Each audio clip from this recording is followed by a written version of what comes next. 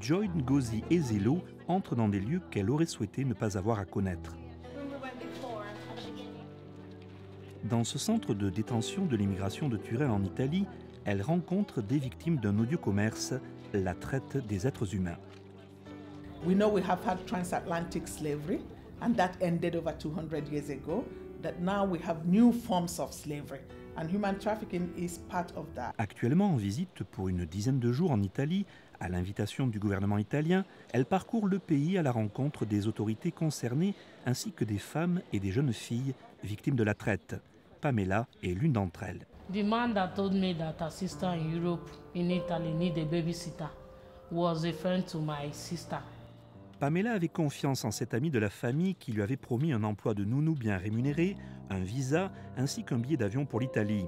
Mais en réalité, une fois arrivée en Italie, elle s'est vue contrainte de se prostituer pour payer le coût de son voyage.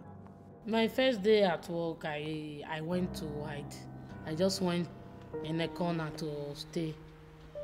I cried. I just hide because I've never done such a thing before in my life.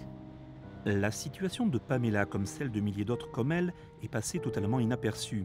Si les autorités lui avaient posé les bonnes questions, on l'aurait identifiée comme une victime de la traite et en vertu du droit italien, on lui aurait accordé une protection. Guido Savio, avocat spécialiste des questions d'immigration. Ma i carabinieri che fanno un controllo per strada non si pongono il problema che quella donna che lavora lì potrebbe essere una vittima di tratta. Questo problema non se lo pone nessuno, perché c'è una carenza di adesione a protocolli internazionali per riconoscere le vittime di tratte. Pamela a finalement pu échapper à son tortionnaire et a reçu une protection des autorités italiennes ainsi que le droit de rester dans le pays.